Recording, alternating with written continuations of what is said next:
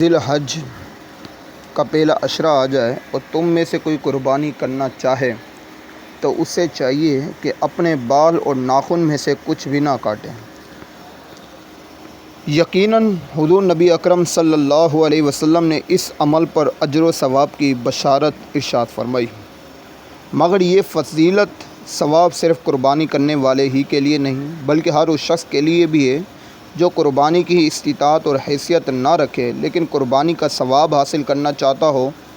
جیسا کہ ایک حدیث مبارکہ ہے، سنن نسائی شریف کی ہے، رسول اللہ صلی اللہ علیہ وسلم نے ایک شخص سے فرمایا، مجھے قربانی کے دن قربانی کا حکم دیا گیا ہے جیسے اللہ تعالیٰ نے میری امت کے لیے عید بنا دیا۔ اس شخص نے عرض کی، یا رسول اللہ، میرے پاس ایک امانت ہے، کسی کی ایک بکری ہے، تو کیا میں اس کو ذبح کر دوں عید کے دن؟ حضور نے فرمایا، نہیں، لیکن تم اپنے بالوں کو نہ کاٹو، اپنے ناخن، اپنی مونچھیں نہ کاٹو، اپنے غیر ضروری بال بھی نہ منڈواؤ، تو یہ عمل بارگاہ الہی میں تمہارے لیے قربانی کے لیے ثواب کی تکمیل کرے گا۔ البتہ ذی الحج شریف کے پہلے عشرے میں بال، ناخن اور موئے زیر ناف وغیرہ نہ منڈوانا صرف مستحب ہے، جبکہ 40 دن سے زائد ان بالوں اور ناخن وغیرہ کو چھوڑ دینا یہ ممنوع اور مکروہ ہے۔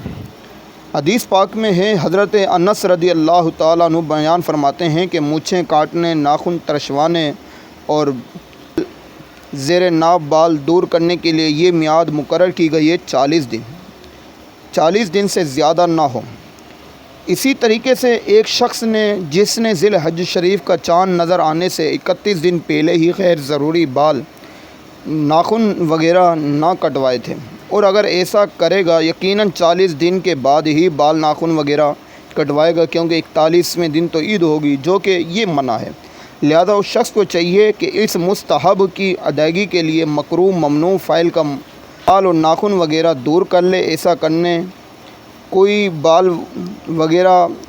کرنے سے کوئی وبال اور گناہ وغیرہ غیر لازم نہیں آئے گا، قربانی پر بھی کوئی اثر نہیں پڑے گا، بلا کرہت قربانی ہوگی، بلکہ مکروہ اور ممنوع فعل سے اجتناب ثواب بھی ملے گا۔ فتاویٰ رضویہ شریف میں اعلیٰ حضرت امام احمد رضا فاضل بریلوی لکھتے ہیں کہ یہ حکم صرف استحبابی ہے، کرے تو بہتر ہے، نہ کرے تو مضائقہ نہیں۔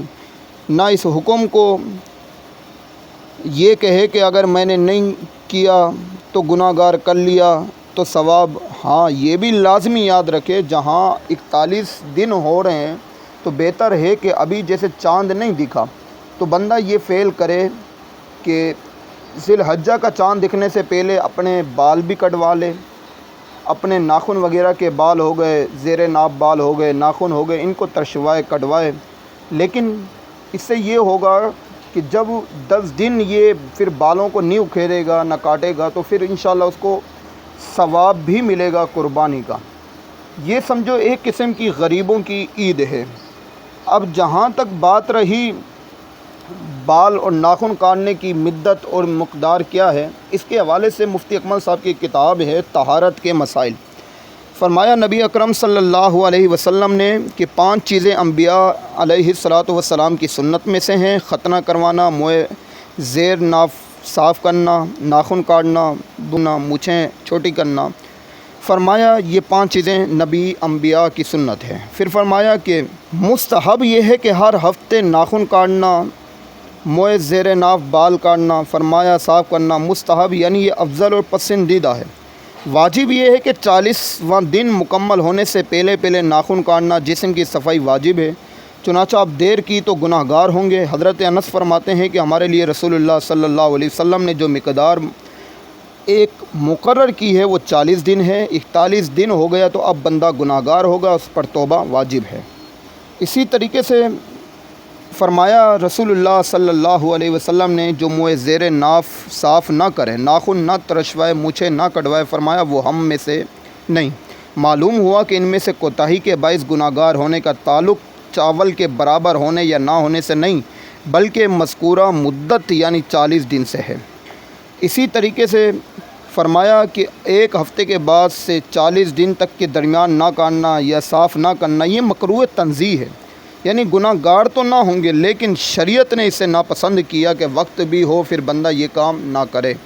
مکروہ تحریمی یہ ہے کہ جب کاٹے یا صفائی کیے بغیر 40 روز مکمل ہو جائیں تو مکروہ تحریمی ہے، یعنی تاخیر حرام کے نزدیک اور گناہ میں شمار ہوتی ہے۔